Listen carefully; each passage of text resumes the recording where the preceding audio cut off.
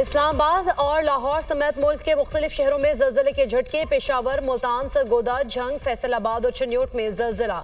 पंजाब और खैबर पख्तूनख्वा के मुख्तलिफ अजला में जलजले के झटके महसूस किए गए। डेरा गाजी खान, पारा चनार, कुरम, डियाई खान, सवात, मालाकंड के गिरदो नवाह में भी जलजले के झटके। लोग कलमा तैयबा का विर्द करते हुए घरों और दफातर से बाहर निकल आए। रेक्टर स्केल पर जलजले की शिद्दत 5.7 और गहराई 10 किलोमीटर रिकॉर्ड की गई।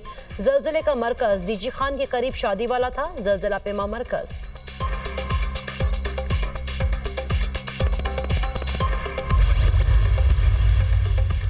पार्लियामेंट के अंदर से अराकीन की गिरफ्तारियों पर स्पीकर का एक्शन। गैर जिम्मेदारी और सिक्योरिटी में नाकामी पर sergeant at arms Ishfaq Ashraf और 4 सिक्योरिटी एहलकार मुअत्तल। स्पीकर ने सार्जेंट एट आर्म्स को 4 माह के लिए मुअत्तल किया। मुअत्तल होने वालों में सिक्योरिटी असिस्टेंट वकास अहमद और 3 junior assistant security Ubaidullah, Waheed Safdar और मोहम्मद हारून शामिल। स्पीकर कौमी असम्बली ने फैक्ट फाइंडिंग कमेटी तश्कील दे दी। एडिशनल सेक्रेटरी सरबराह होंगे।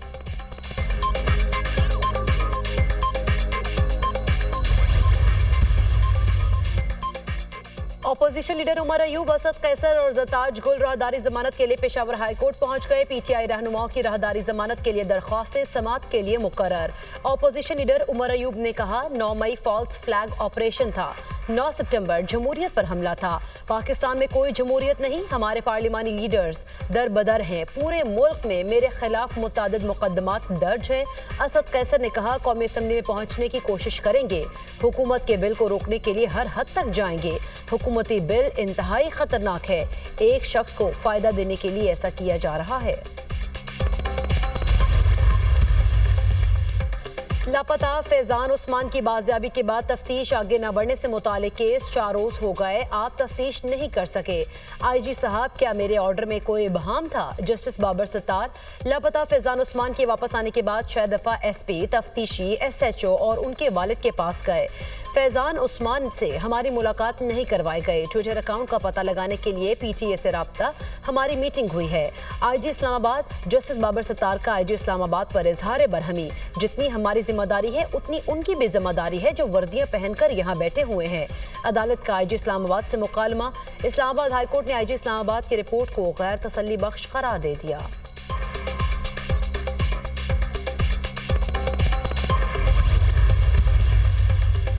वफाकी हुकूमत ने सुप्रीम कोर्ट से डैम्स फंड्स की रकम मांग ली। सुप्रीम कोर्ट में दयामर भाषा और मोहम्मद डैम्स फंड्स केस की समात। डैम्स फंड्स के पैसे विफाक और वापडा को दिए जाएं। सुप्रीम कोर्ट की निगरानी में स्टेट बैंक ने अकाउंट खोला था। एडिशनल अटॉर्नी जनरल का अदालत में बयान। डैम्स फंड्स में कितने पैसे हैं? चीफ जस्टिस पाकिस्तान का इस्तफसार। तकरीबन 20 अरब रुपए डैम्स फंड्स में मौजूद हैं। वकील वापडा साद रसूल का जवाब। सुप्रीम कोर्ट ने रकम वफाकी हुकूमत को देने के मामले पर ऑडिटर जनरल पाकिस्तान को नोटिस जारी कर दिया। 2 साबिक अटॉर्नी जनरल्स और अदालती मुआविन को भी नोटिस जारी। समात 3 हफ्तों के लिए मुलतवी।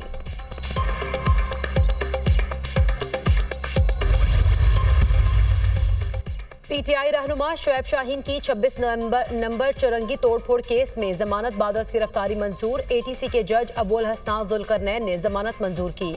शुएब शाहीन के खिलाफ थाना नून में मुकदमा दर्ज किया गया था। शुएब शाहीन थाना संगजानी में दर्ज मुकदमे में जिस्मानी रिमांड पर पुलिस की तहवील में है। अमेरिका के सदारती इंतखाबात का बड़ा मरहला। सदारती मुबाहिसे में कैमला हैरिस और डोनाल्ड ट्रंप की एक दूसरे पर इल्जामात की बौछार।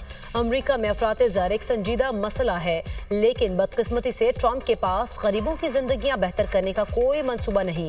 उनके सारे प्लान्स अमीरों के लिए हैं।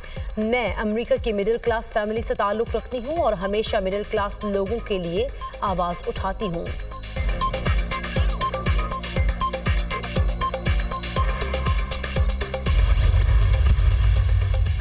मेरे दौर में बड़ी मुआशी तरक्की हुई। सेल्स टैक्स से मुतालिक कैमला हैरिस के बयान में कोई सदाकत नहीं। हकीकत यह है कि कैमला हैरिस के पास अमरीकी खुशहाली का कोई मंसूबा ही नहीं है। ये जो बाइडेन का प्लान लेकर घूम रही हैं। डोनाल्ड ट्रंप के जवाब।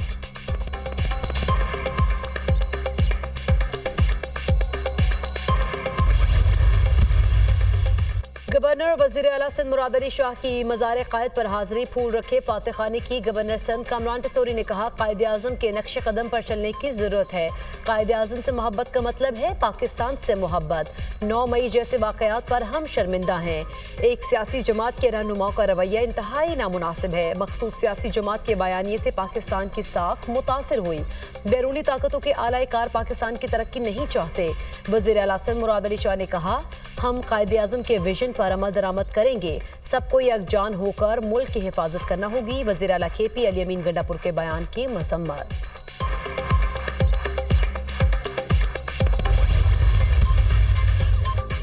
वफाकी हुकूमत ने रिटायर्ड मुलाजमीन के वफात के बाद फैमिली पेंशन की मुद्दत 10 साल मुकर्रर कर दी। वजारत खजाना के नोटिफिकेशन के मुताबिक स्पेशल फैमिली पेंशन की मुद्दत 25 साल और कबल अज वक्त रिटायरमेंट पर जुर्माना होगा।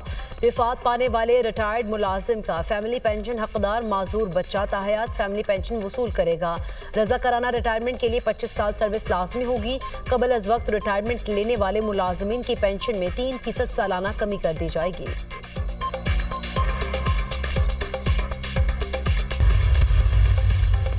पार्लियामेंट पर धावा वफाकी हुकूमत की इजाजत से ही हो सकता है। काली गाड़ियों में नकाबपोश लोग आए, बिजली बंद की और एक एक दरवाजा खटखटा कर हमारे अरकान असम्बली को गिरफ्तार किया गया। PTI रहनुमा अली मोहम्मद खान ने कहा, वज़ीर आज़म शहबाज शरीफ अगर पार्लियामेंट पर होने वाले हमले के पीछे नहीं है तो क्या वो इस बात पर इस्तीफा देंगे कि वज़ीर दाखिला और IG इस्लामाबाद को ये नहीं पता कि हमले के पीछे कौन है।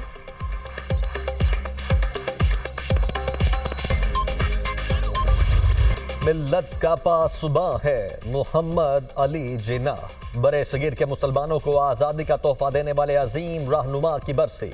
बानिए पाकिस्तान कायद आज़म मोहम्मद अली जिन्नाह की 76वीं बरसी पर पूरी कौम का खिराज अकीदत। बाबा कौम ने बरे सगीर के मुसलमानों को अलहदा शनाख्त और नस्बुल ऐन दिया। उनकी क़यादत में बरे सगीर के करोड़ों मुसलमानों की जिद्दोजहद से पाकिस्तान वजूद में आया और अंग्रेज़ों के तसल्लुत से छुटकारा पाया। सदर और वज़ीर आज़म शहबाज शरीफ का कायद आज़म मोहम्मद अली जिन्नाह की 76वीं बरसी पर खिराज अकीदत। सदर आसिफ अली जरदारी ने कहा कि बरे सगीर के मुसलमानों के लिए एक अलहदा वतन के लिए कायद की काविशों के ममनून हैं। कायद आज़म एक दूर अंदेश रहनुमा थे। उन्होंने हिंदुस्तान के मुसलमानों को एक झंडे तले मुत्तहिद किया। पूरी कौम हक के खुद इरादियत के लिए कायद की अनथक जिदोजहद और गैर मुतज़ल्ज़िल अज़्म को खिराज तहसीन पेश करती है। गवर्नर और वजीर आला सिंध मुराद अली शाह की मज़ार क़ायद पर हाजिरी, फूल रखे फातह खानी की। गवर्नर सिंध कामरान टिसोरी ने कहा, कायद आज़म के नक्शे कदम पर चलने की ज़रूरत है। कायद आज़म से मोहब्बत का मतलब है पाकिस्तान से मोहब्बत। 9 मई जैसे वाक़यात पर हम शर्मिंदा हैं। एक सियासी जमात के रहनुमाओं का रवैया इंतहाई नामुनासिब है। मखसूस सियासी जमात के बयानिए से पाकिस्तान की साख मुतासिर हुई। बैरूनी ताकतों के आला कार पाकिस्तान की तरक्की नहीं चाहते। वज़ीर आला सिंध मुराद अली शाह ने कहा, हम कायद आज़म के विजन पर अमल दरामद करेंगे। सबको यकजान होकर मुल्क की हिफाजत करना होगी। वज़ीर आला KP अली अमीन गंडापुर के बयान की मसम्मत। एक मुंतखब वज़ीर आला की जो ज़बान है उसकी तो उसके अपने पार्टी के लोग सिवाय एक शख्स के, उस शख्स ने सुना है कि कहा है। मुझे यकीन अभी तक अपने कानों पे नहीं, लेकिन फिर मुझे याद आता है कि हाँ वाकई ये वही है जो मुल्क के वो नुकसान पहुँचाना चाह रहा था। कि जो बात की है तो उस पर जितनी मजम्मत की जाए वो कम है। वफाकी हुकूमत ने रिटायर्ड मुलाजमीन की वफात के बाद फैमिली पेंशन की मुद्दत 10 साल मुकर्रर कर दी। वजारत खजाना के नोटिफिकेशन के मुताबिक स्पेशल फैमिली पेंशन की मुद्दत 25 साल और कबल अज़ वक्त रिटायरमेंट पर जुर्माना होगा। वफात पाने वाले रिटायर्ड मुलाजिम का फैमिली पेंशन हकदार माजूर बच्चा ताहयात फैमिली पेंशन वसूल करेगा। रजा कराना रिटायरमेंट के लिए 25 साल सर्विस लाजमी होगी। कबल अज़ वक्त रिटायरमेंट लेने वाले मुलाजमीन की पेंशन में 3% सालाना कमी कर दी जाएगी।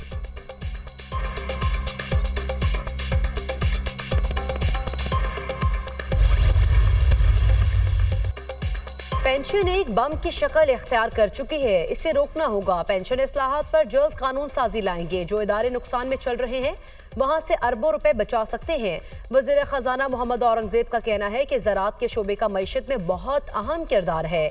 ज़राअत फाइनेंस को बढ़ाना है। लाइफ स्टॉक और डेयरी की भी फाइनेंसिंग की जरूरत है। टेक्सटाइल के अलावा दीगर शोबों में बरामदात बढ़ाना पड़ेगी।